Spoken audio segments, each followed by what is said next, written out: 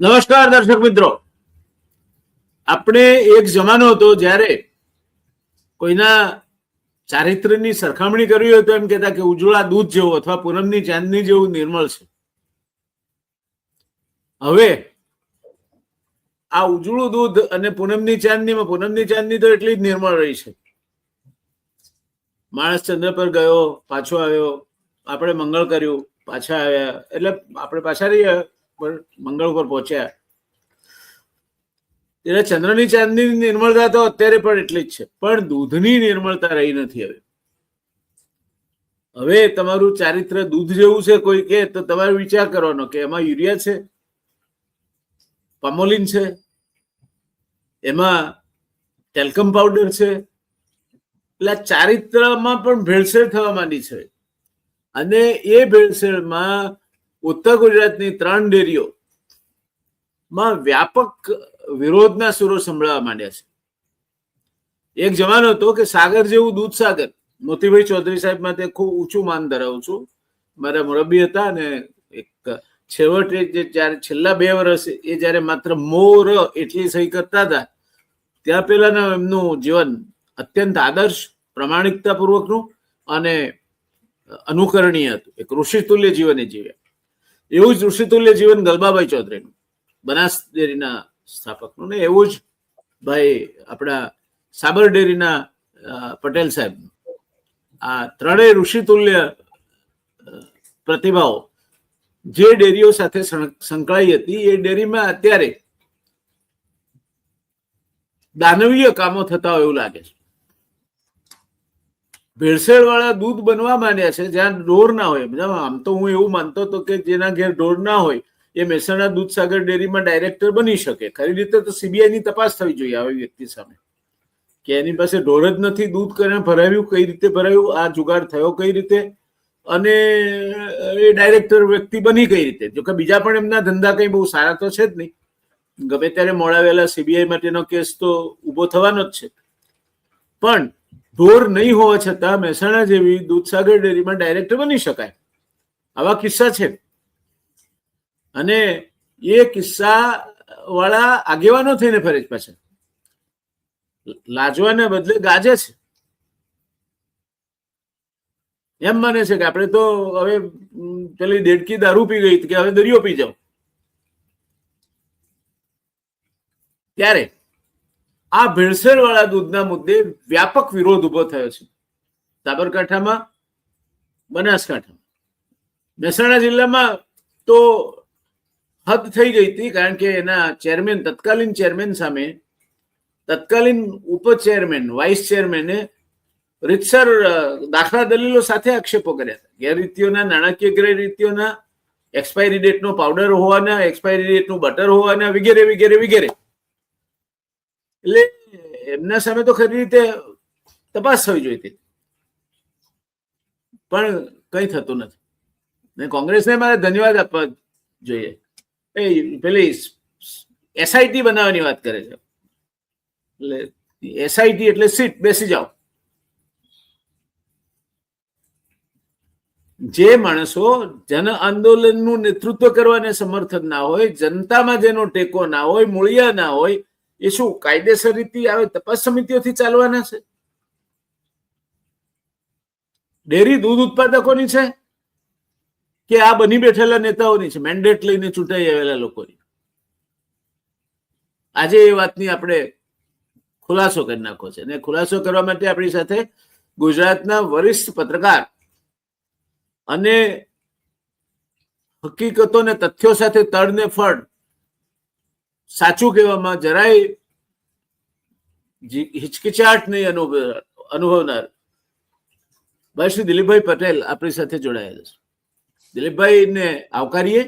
દિલીપભાઈ આપણા માટે નવા નથી, ગુજરાત માટે પણ નવા નથી. ખૂબ લાંબી પત્રકારિત્વની કારકિર્દીની અત્યારે હું હજુ કઈ ટર્મ્સમાં આવવાની બાકી છે, પણ કારકિર્દીના મધ્યને તેઓ પહોંચી ચૂક્યા છે. આપણા હિતેચ્છુ છે, મિત્ર છે. એટલે રિયલ ડિબેટ ચેનલમાં એમનો સમય આપે છે, એ માટે આપણે એમના આભારી છે. દેવભાઈ, આવકાર છે આપને. અને હવે આ ઉજળા દૂધના કાળો ધબ કારોબાર જે ભેળસેળના કારણે ચાલે છે, એમાં યુરિયા પણ હોઈ શકે, અમોલિન પણ હોઈ શકે, ટેકમ પાવડર પણ હોઈ શકે, બીજા કેમિકલ પણ હોઈ શકે. એક ફેક્ટરી ચાલતી હતી સાબરકાંઠામાં, 300 લીટર દૂધમાંથી 1700 લીટર દૂધ બનાવતી હતી. એકના 2 તો સગળ્યા હતા, પણ સાબરકાંઠાની ફેક્ટરી એકના 6 બનાવે. એટલે આ સહકારી દૂધ ક્ષેત્રમાં જે અત્યારે સડો પેઠો છે એના તાદ્રશ્ય ઉદાહરણો છે. પણ વાડ જ જ્યાં ચીભડા કરતી હોય, જેના ચેરમેન સામે એક્સપાયરી ડેટનો ટનબંધ પાવડર અને બટર સંગરવાના આક્ષેપો હોય, જેના ચેરમેન સામે 5 સ્ટાર હોટેલ ને છાજે એવા રેસ્ટ હાઉસો કરવાના આક્ષેપ હોય, અને તે પણ બીજા કોઈએ નહીં, એમના ઉપપ્રમુખે કર્યા હોય, વાઇસ ચેરમેને કર્યા, જે અંદરનો માણસ કહેવાય, ત્યારે બીજાને તો કહેવાનું જ શું હોય. અને જે ડેરીઓમાં ડાયરેક્ટર થવા માટે ઘેર રોડ ના હોય તો ચાલે, કોક ભળતું જ એક સિન્ડિકેટના સભ્ય થઈ જવાનું તમારે. તમે ભલે ગમે તે વેપાર કરતા હો, એ વેપાર કરી રાખવાનો, તમારે નેતાગીરી કરવાની, અને કોક તમારા કુટુંબમાંથી ડાયરેક્ટર બની જાય એવડી મોટી ડેરીમાં. ત્યારે દિલીપભાઈ કહેવાનું મન થાય છે કે આ બધા બનાવટી ચહેરાઓ, લાખ छिपाओ छिप न सकेगा राज इतना गहरा, दिल की बात बता देता है हंसता असली नकली चेहरा. જે માણસો પારકી ભોં ઉપર ધંધો લઈને બેઠા છે, બથામણાની જમીનો ઉપર ધંધા કરે છે, જે લોકો આખા ને આખા ખરડાયેલા છે, ગળા ડૂબ છે, એમના સામે એમને મારવા હોય તો એક આમ લખોટીનો ઘા મારી તો આખું પીપળું ફૂટી જાય એમ છે. એવા માણસો અત્યારે નેતા થઈને આક્ષેપો કરવા બહાર નીકળી પડ્યા છે. ત્યારે છે શું બધું આપ પ્રકાશ પાડશો ને, પછી આપણે નામજોગ એમને ઉજાગર કરીશું. જો એમનામાં હિંમત હોય નામજોગ આક્ષેપો કરવાની, તો આપણે નામજોગ એમને ઉજાગર કરીશું. જોઈશું કઈ રીતે બનાવટી બથામણાની જમીનો ઉપર ધંધા નાખીને જીએસટી થી માંડીને બાકીની બધી ચોરીઓ કરીને ધંધા થાય છે. જોઈશું આપણે. આવા નાલાયકોની તો શોધમાં છીએ આપણે.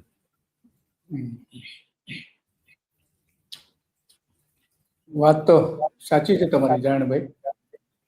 તમે આજે વાત કરી સાબરકાંઠાની ડેરી જે પકડાય, કે જ્યાં રોજનું 3000 લીટર નકલી દૂધ બનતું, જે તમે વાત કરી, અને એક બે મહિનાથી કે 1-2 દિવસથી 5 વર્ષથી બનતું હતું. 5 વર્ષથી વિચાર કરો. તો આ સાબરકાંઠા જિલ્લાનું જે પ્રાંતિજ તાલુકાનું આ સલાલ ગામ છે, આપે જે વાત કરી, એમાં ડિટર્જન્ટ પાવડર નાખીને, યુરિયા ખાતર નાખીને રીતસર ઝેર પીવડાવવામાં આવતું હતું. રીતસર ઝેર. ડેરીના સંચાલક હતા રાકેશ પટેલ, અને ઉર્ફે ત્યાં ધમો તરીકે ઓળખાય છે. ધમો હતા. હા, ધમો. અને ડેરીનું નામ શું? Satya dairy product.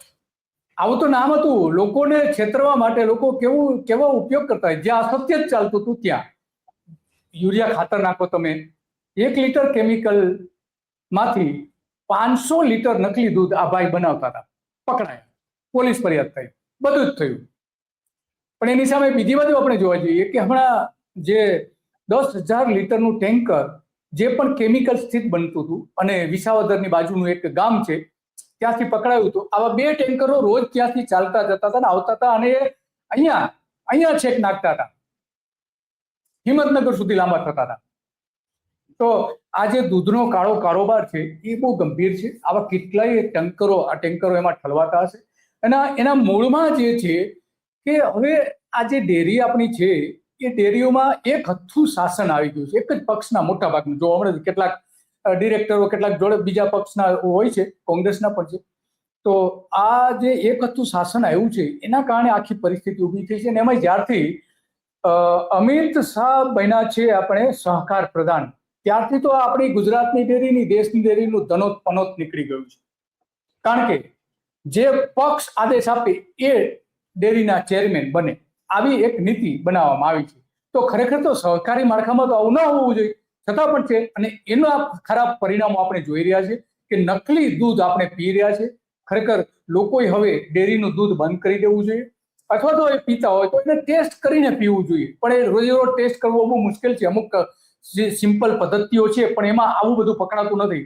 અને આ જે વિસાવદરમાંથી પકડાયું એમાં તો જે ટેસ્ટ કરવામાં આવ્યા એમાં બીજા બધા કેમિકલ્સ તો હતા જ, કે જે બીજા દૂધમાં હોય છે. પણ અહીંયા ડુક્કરની ચરબી, બીફની ચરબી, આવા તત્વો મળી આવેલા છે. તો આપણું ગુજરાત કઈ તરફ જઈ રહ્યું છે? એક બાજુ ગૌ પ્રેમી હોવાનો સરકાર દાવો કરે છે, ભાજપ દાવો કરે છે, સંઘ દાવો કરે છે, તો આ બીફ દૂધમાં નાખવામાં આવી રહ્યું છે. અને એ જે બધા ટેન્કર પકડાયું, ટેન્કરના નામ સાથે દૂધ બધું ઢોળી નાખવામાં આવ્યું, સગે વગે કરી દેવામાં આવ્યું, અને એમાંથી જે કેટલુંક હતું એ જે દૂધ ઢોળવામાં આવતું હતું તો ત્યાં ફીણ એટલા બધા થયા, 4 ફૂટ સુધી ઉતરતો ફીણ થયા. એનો મતલબ એ થયો કે એમાં શેમ્પુ અથવા તો વોશિંગ પાવડર પણ હતો. તો આ આજે હાલત છે. અને એ જે પકડેલું હતું યુવરાજસિંહ, એની સામે આજે ફરિયાદ નથી થઈ. ગંભીર બાબત તો એ છે, ખરેખર તો માનવ વધનો ગુનો એમાં દાખલ થવો જોઈએ, એ ફરિયાદો નથી થતી.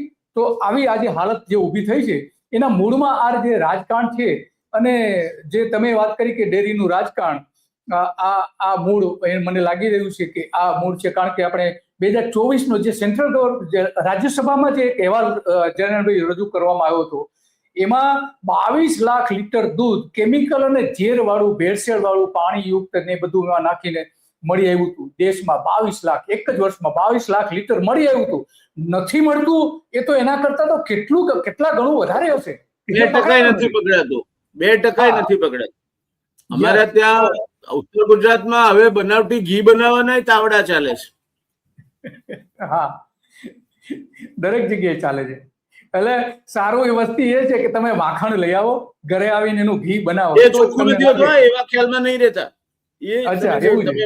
કે માખણ ચોખ્ખું હોય છે તો એ જેમ એનેલોગ પનીર આવે છે, હા, 80% પનીર જે તમે પનીર સમજીને ખાવ છો એ એનેલોગ પનીર હોય છે. એમ માનતા હો કે માખણ ચોખ્ખું આવે છે તો મહેરબાની કરજો, આ જે પનીર આવે છે એ પનીરમાં દૂધ હોતું જ નથી હોતું. વાત સાચી છે.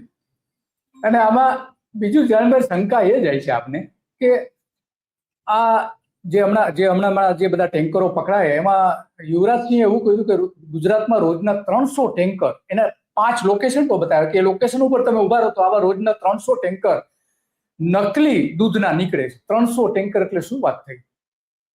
બહુ ગંભીર આરોપ હતો. અને એનું કેવું તો ત્યાં સુધી કે 40% દૂધ અત્યારે જે આપણે પીએ છીએ એમાં 40% દૂધ આ પ્રકારનું કેમિકલ યુક્ત નકલી હોવાનું એને પોતે અંદાજ વ્યક્ત કર્યો હતો. કારણ કે એમાં ઊંડો અભ્યાસ પણ એમણે કર્યો હતો.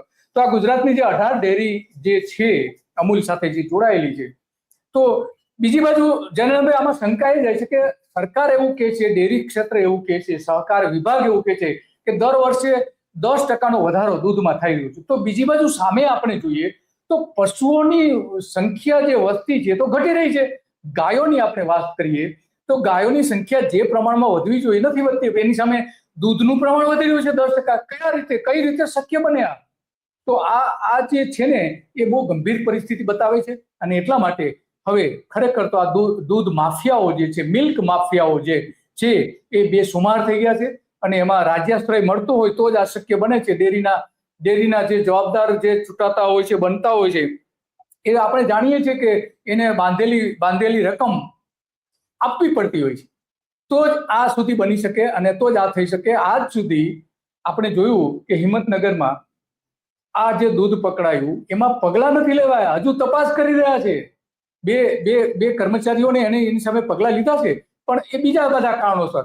પણ આ જે આખે દૂધ ખરેખર નકલી હતું, કેટલા સમયથી આવતું હતું, ક્યાંથી આવતું હતું, કોણ એ મોકલતું હતું, અને કઈ જે શાખામાંથી એ દૂધ ભરવામાં આવતું હતું, એની સંપૂર્ણ વિગતનો અહેવાલ હજુ સુધી બહાર આવ્યો નથી. પરંતુ આ બધી જે બાબતો બહાર આવ્યા પછી કોંગ્રેસ થોડી ત્યાં એક્ટિવ થઈ છે અને કોંગ્રેસે ત્યાં વિરોધ પણ કર્યો છે અને આરોપ પણ મૂક્યો છે કે આના ડેરીના સંચાલકો જે છે એ આની સાથે જોડાયેલા છે. તો આવા તો દરેક જગ્યાએ થાય છે. આપણે જાણીએ છીએ કે જે બનાસ જે ડેરી છે એના રમેશ રાજપૂત કરીને છે એ ઉપવાસ પર બેઠા છે.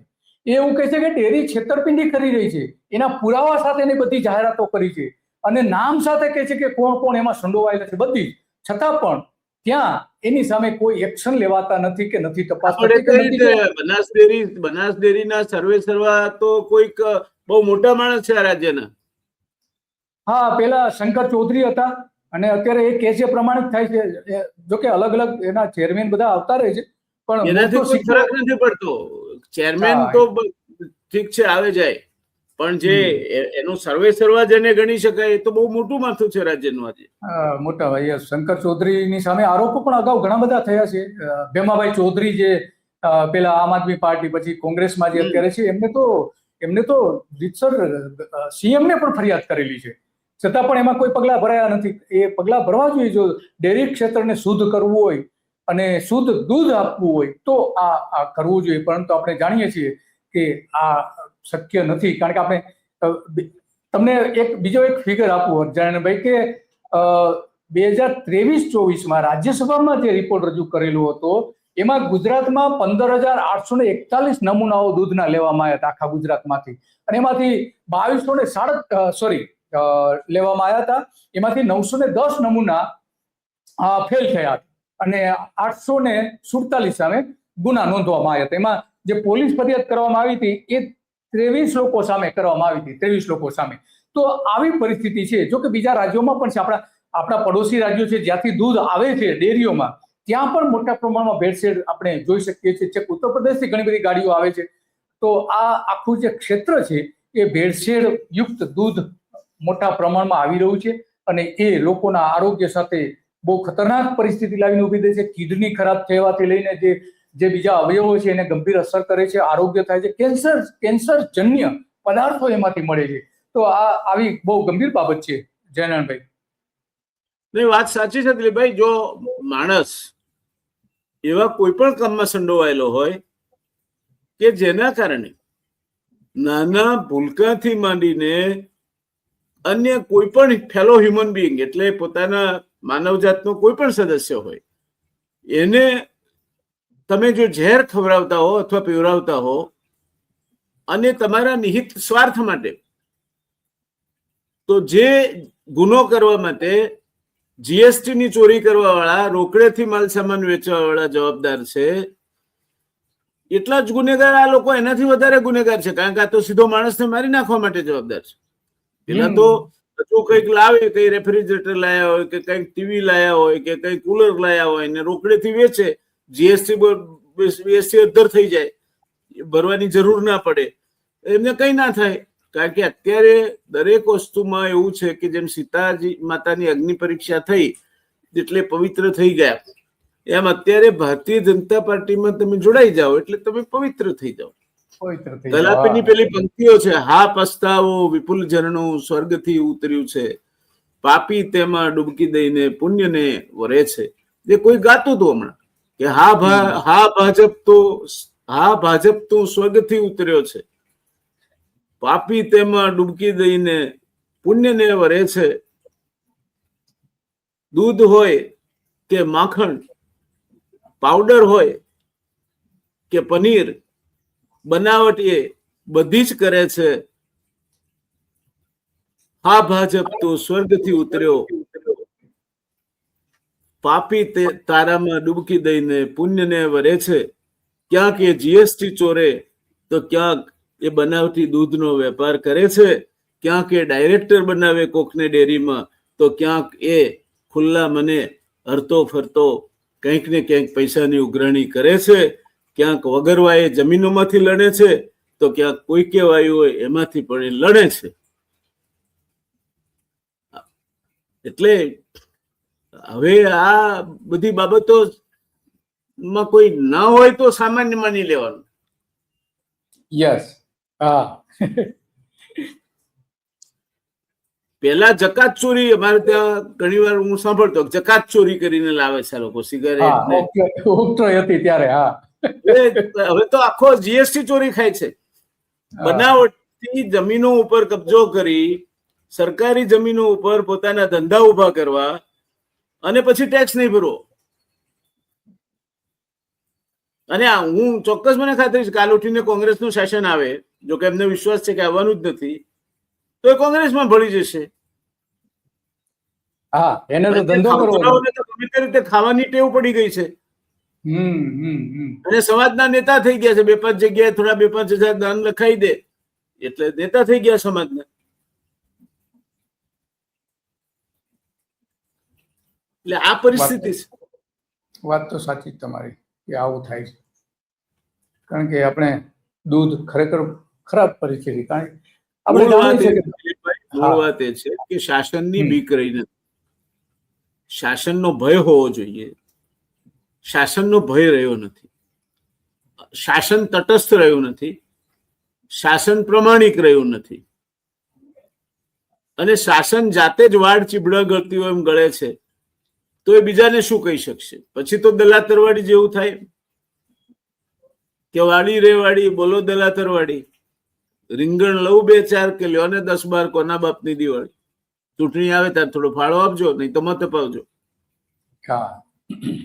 એટલે તમે એક સાગરમાં ડૂબકું દઈ અને એક્સપાયરી ડેટનું માખણ, એક્સપાયરી ડેટનો પાવડર બનાવવાની અથવા ભેગો કરવાની આવડત કેળવી હોય તો એથી મોટા સાગરમાં લાખ કરોડ રૂપિયાના ટર્નઓવર વાળા તમને સ્ટીમર ચલાવવાની તક મળી જતી હોય છે. યસ, વાત સાચી છે તમારી કે આ તક મળી જ જતી હોય છે. અમૂલમાં જો ને તમે જે વાત કરી રહ્યા છો તો ત્યાં 400 કરોડ રૂપિયાનું ચીજ કૌભાંડ થયું હતું. બહારથી ખરીદીને ચીજ લાવવામાં આવતું હતું અને એ કર્ણાટકથી, અને ત્યાં ઠાલવવામાં આવતું હતું. એના આરોપો થયા, બધું જ થયું. એ ઉપરાંતના બીજા લોકો, કુલ 22 આરોપો હતા. ત્યાંના સ્થાનિક જે નેતાઓ હતા જે અત્યારે ભાજપમાં છે, એમણે બધા આરોપો મૂક્યા હતા અને એ આરોપમાં આજ સુધી કોઈ તપાસ નથી થઈ. ક્યાંથી તપાસ થાય? તમે ગમે તે કરો, તમે ગમે તેટલા પાપ કરો, પછી ગંગા સ્નાન કુંભના મેળામાં કરી આવો એટલે તમારા પાપ ધોવાઈ જાય. એમ ગમે તે કરો, તમે ભારતીય જનતા પાર્ટીમાં જોડાઈ જાઓ એટલે એ તમારા બધા પાપમાંથી તમારી મુક્તિ થઈ જાય. પછી તમે જીએસટી ચોરી કરી શકો, પછી બથામણું કરીને જમીન ઉપર તમારી દુકાન કરી શકો, પછી તમે કોકને બનાવટી ડાયરેક્ટર બનાવીને મોટી ડેરીમાં મોકલી શકો, પછી તમે તમારા સમાજના આગેવાન થઈ અને આમ વટબંધ ફરી શકો, અને તમારી આજુબાજુ કઢી ચટ્ટાઓની તમને એક સેના પણ મળી રહે. એ દરેક સમાજમાંથી મળી રહે જે તમારા ઉપર નપતી હોય. કારણ કે તમારે ત્યાં હવાર પડે ને આવીને બેહવા માટેનો અડ્ડો તમારી દુકાન હોય. વાત સાચી છે.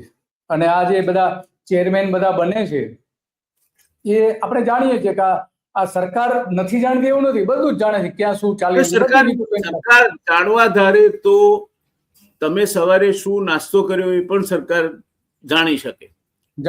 હા, અત્યારે તો બધું જ જે ગુપ્તચર તંત્ર છે એના માટે હું ઊંચો આદર ધરાવું છું. એમને જો સ્વતંત્ર રીતે કામ કરવા દેવામાં આવે તો કોઈ પણ ગુનો ડિટેક્ટ થયા વગરનો રહે નહીં. એમની એટલી શાર્પનેસ અને એટલી આવડત હોય છે. પણ હવે તમે એને જ દબાઈ દો કે ભાઈ તારે આ જ પ્રમાણે આપવાનું છે અને બધું મેચ ફિક્સિંગ કરી અને તમે પાર ઉતારી દો. તમે જ એસઆઈટી ની રચના કરો ને એસઆઈટી બીજું કરે ને પછી વરઘોડો નીકળે ને પછી આ કરો ને તે કરો ને પછી આરામ. તમારે ન્યાય થઈ ગયો. ત્યાં સુધીમાં ચૂંટણી આવી જાય એટલે આ દુકાનો વાળા લાગી જાય. તમને એ જ કહું, વેચાણ હોય જીએસટી ના કફલા એ બધા માફ થઈ જાય. અને ચૂંટણીમાં આ ડેરીઓનો ઉપયોગ કરે છે. આપણે જાણીએ છીએ કે અમિત શાહ, નરેન્દ્ર મોદી પૈસા છે, લિક્વિડ કેશ છે. આ બધા જે સમાજના અસામાજિક તત્વો છે એ સરકારની પાસેથી પ્રજાના કરવેરાના નાણાંની ચોરી કરી અને માતબર થયા છે અને માતેલા આખલાની માફક અત્યારે અરે ફરે છે. એ 2-4 ચમચાઓ એ રાખે છે આજુબાજુ હાજી હા કરવા વાળા. આવે અને અડધી ચાય પીવડાવે, થોડો નાસ્તો કરાવે, બટકું રોટલો નાખેલ, ખુશ. એટલે હવે અમને પણ આવડી ગઈ છે બધી આ બધી જે ટ્રિક્સ ઓફ ધ ટ્રેડ. એમાં એમને હવે શીખવા જેવું દિલીપભાઈ કઈ બાકી રહ્યું નથી. પણ ટૂંકમાં એ છે કે આ બધા જ કિસ્સામાં જે થયું, તમે કહ્યું તેમ 300 ટેન્કરનો જો બનાવટી દૂધનો કારોબાર ચાલતો હોય અને 10,000 લીટરનો એક ટેન્કર ગણો તો 30 લાખ લીટર થયું. 30 લાખ લીટર એટલે સાબર ડેરીની કેપેસિટી કરતા લગભગ બમણું. 2000 કરોડ કિલો દૂધ ગુજરાતમાં વેચાય છે વર્ષે. 2000 કરોડ કિલો દૂધ, તો સ્વાભાવિક છે કે કેટલો મોટો જથ્થો આવતો હશે. એટલે આ નાનું નથી. અને એટલા માટે આનું એક એવડો મોટો વેસ્ટેડ ઇન્ટરેસ્ટ ગ્રુપ ઉભું થઈ ગયું છે કે કોઈ પણ એમની સામે પડે તો એ પહોંચી વળે છે. સામ દામ દંડ આ બધું હા, અને હુમલાઓ કરે છે. હમણાં 3 હુમલાઓ થયા છે કે જે ડેરીના કૌભાંડો બહાર પાડતા હતા એવા લોકો પર 3 હુમલાઓ થયા છે હમણાં. 3 તો હવે આ હદે થઈ ગયું. અને એટલા માટે જ લોકો કહે છે કે આ બધા મિલ્ક માફિયાઓ બધા ભેગા થઈ રહ્યા છે અને એના કારણે આ બધું થયું છે. એટલે મૂળ આમાં જયંતભાઈ આ જે મૂળ જે છે ને એક રાજકારણ, જે મેં તમને કહ્યું ને રાજકારણ, કે હવે ડેરી જે છે ને એ રાજકીય અડ્ડા બની ગયા છે. ત્યાં નેતાઓને ત્યાં બોલાવવા, એના સમારોહો કરવા, એની પાછળ કરોડો રૂપિયાનું ખર્ચ કરવું, ડેરીના ખર્ચે, પશુપાલકો, ગરીબ પશુપાલકોના ખર્ચે એના જ પૈસે આ બધા ખર્ચા કરવામાં આવે છે. મોટા મોટા સમારંભો રાખવામાં આવે છે. સરકારે જે કામ કરવાનું છે ડેરી દ્વારા કામ કરવામાં આવે છે. તો આ જે બધું થઈ રહ્યું છે એના કારણે એ લોકોને છૂટો દોર મળી જાય કે ભાઈ હા, પછી કે છે કે ભાઈ અમારે તો આ બધા જે સમારંભો કરી છે એને પૈસા ક્યાંથી કાઢવા, આમાંથી જ કાઢવા પડે છે. અને એ મૂળ સડો જ્યાં પેદા થાય છે ત્યાંથી થઈ રહ્યો છે. આપણે જોયું હમણાં અમિત શાહ ઉત્તર ગુજરાતમાં ગયા હતા, નરેન્દ્ર મોદી અને અમિત શાહ ત્યાં અમૂલ ડેરીમાં પણ 2 કાર્યક્રમો કરીને ગયા. તો આ બધા ખર્ચા કોના માટે? ખર્ચ જે થઈ રહ્યું છે એ બિચારા ગરીબ દૂધ પશુપાલકો જે છે એના ખિસ્સામાંથી આ બધું ખર્ચ થઈ રહ્યું છે. અને દરેક ડેરીમાં આ થયું છે. એક ડેરીમાં થાય છે એવું નથી, મોટા ભાગે આ રોગ બધે વ્યાપેલો છે, સાર્વત્રિક, સર્વવ્યાપી, સાર્વત્રિક. હા, એટલે નેતાઓને ખુશ કરો. કેમ ખુશ કરવા? તો કે એમને લઈ આવો અને દૂધ જે પશુપાલકો છે એની પબ્લિક મિટિંગ કરો અને એમાં હજારો લોકોને હાજર રાખો. બસ આ કરો અને ખર્ચા પાડો. આ મૂળ આખી અત્યારે જે પરિસ્થિતિ ઊભી થઈ છે એમાં આ ધનોત્પણત નીકળી રહ્યું છે. અને એટલા માટે આ દૂધનો જે કાળો કારોબાર છે એ ફૂલ ફાલી રહ્યો છે. પરંતુ આમાં ગુજરાતની જે 7 કરોડ જનતા છે એને સૌથી વધારે સહન કરવાનું આવે છે. અત્યંત ખરાબ કક્ષાનું દૂધ અત્યારે પીવામાં આવી રહ્યું છે. આજે રાજ્યસભામાં રિપોર્ટ જે રહ્યો હતો એમાં એવું કહ્યું 47% દૂધના નમૂનાઓ ફેલ થાય છે. એમાં અલગ અલગ પ્રકારની ભેળસેળ, પાણી સહિત અલગ અલગ પ્રકારની ભેળસેળ મળી આવે છે. 47% સરકારના પોતાના અહેવાલ કહે છે. તો આ કોઈ નાની સૂની ઘટના નથી.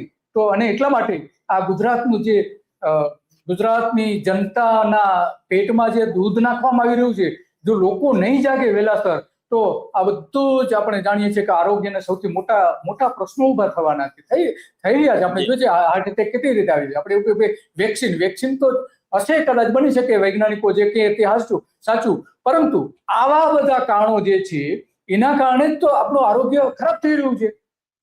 મૂળમાં તો એ જ છે. સાચી વાત.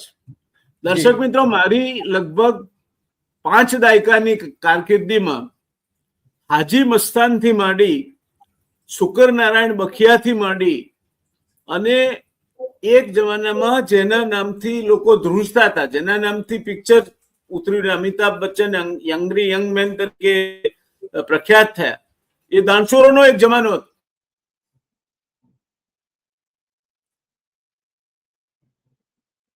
ઘડિયાળો, સિગરેટ લાઇટરો, ત્યાર પછી બીજી જાતના લોકો અસ્તિત્વમાં આવ્યા જે બિલ વગર હોલસેલનો વેપાર કરવા માટે ખ્યાતનામ હતા. ત્યાર પછી ત્રીજું વેવ આવ્યું જે એપીએમસી થકી અચરાતા કૌભાંડોનું હતું.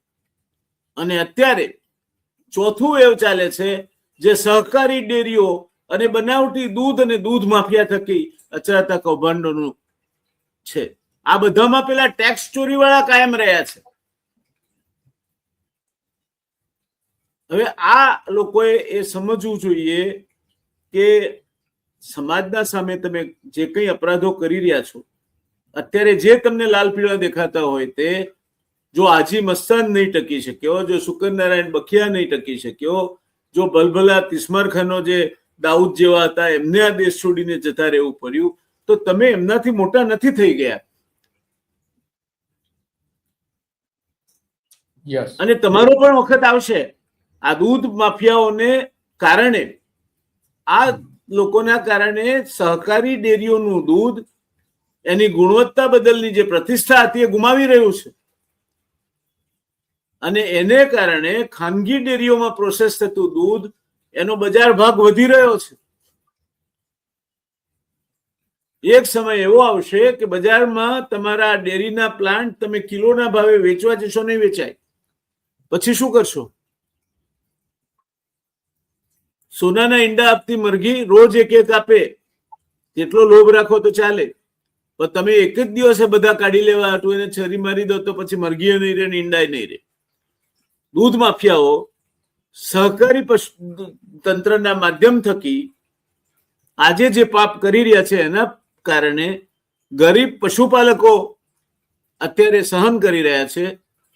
એક જમાનામાં સહકારી ડેરીઓની જે શાખ હતી કે ના એનું દૂધ એટલે તો પછી જોવાનું ના હોય, જે શાખ અત્યારે તૂટી રહી છે સાહેબ, ટૂંક સમયમાં એક જમાનો એવો આવશે કે સહકારી ડેરીના ઘીને કે દૂધને કોઈ અડશે નહીં, કારણ કે એમને વિશ્વાસ નથી. અને એનો ફાયદો કોને થશે? એનો ફાયદો થશે મલ્ટીનેશનલ ડેરીઓને. અને હવે તો આપણે અમેરિકા સાથે કરાર કરવાના છીએ, શૂન્ય જકાતથી આવશે બધું ત્યાંથી. એટલે અમેરિકાની ગાયોના માખણ અને દૂધ અહીં વેચાતા થશે અને તમારા આ પ્લાન્ટ બંધ પડશે. ત્યારે મારે આ સહકારી દૂધ મંડળીઓ, સહકારી ડેરીઓના નેતાઓને પણ કહેવું છે કે તમે તમારી આજીવિકા ઉપર પગ ઉપર શું કરવા કોડો મારો છો? મર્યાદામાં પાપ કરો.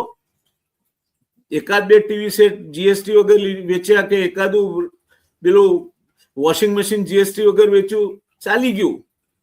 બધું જ જીએસટી વગર વેચવું તમારે? કોક જમીન રાખી નગરપાલિકાને ભાડું ના ભર્યું, ચાલી ગયું. પણ તમારે જમીન જ બથામણે કરીને ધંધા કરવા છે તમારા? આ લાંબુ નહીં ચાલે, તૂટી પડશે.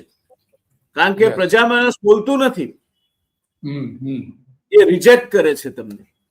એક વખત એને નક્કી કરી લીધું કે ગમે તે ચાલશે, કાળો ચોર ચાલશે પણ સહકારી ડેરી નહીં ચાલે, પછી નહીં ચાલે.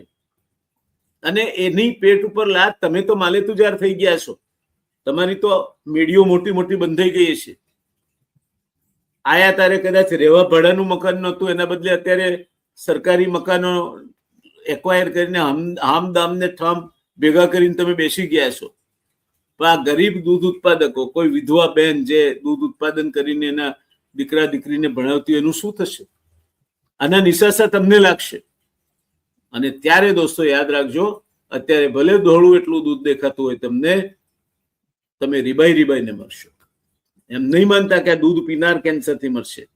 એને તો જે થવાનું હશે થશે, એને આડઅસર થશે, પણ તમે આ કશું કર્યા વગર કેન્સરથી મરશો, રીબાઈને મરશો. દવા કરનાર નહીં મળે, તમારી સાથે ઉભા રહેવા માટે તમારા કુટુંબનો કોઈ સભ્ય તૈયાર નહીં હોય. એ પ્રકારની પરિસ્થિતિ હશે. દરેક માણસમાં ઈશ્વર વસે છે, અને ઈશ્વર વસે છે ત્યારે તમે ઈશ્વરને છેતરી રહ્યા છો, ઈશ્વરનું અપમાન કરી રહ્યા છો, ઈશ્વરની સાથે છેતરપિંડી કરી રહ્યા છો, એ ખ્યાલ રાખજો. આજની ચર્ચાને આપણે અહીંયા જ સમાપન તરફ દોરી જઈશું. આશા રાખીએ કે આ માલે તુજાર આખલાઓ કંઈક આમાંથી બોધ લે, સમય રહેતા સુધરી જાય, નહીં તો એમના જ સંતાનો એમને શિંગડે ચડાવશે. આ સ્થિતિ આવશે. આશા રાખીએ કે ભગવાન સૌને સદબુદ્ધિ આપે, સૌ સન્માર્ગે પ્રયાણ કરે, સૌ સુખી થાય, સૌનું કલ્યાણ થાય. દિલીપભાઈ, ખૂબ ખૂબ આભાર આપનો, આપ ચર્ચામાં જોડાયા તે માટે. આપનો આભાર જયનભાઈ. ધન્યવાદ.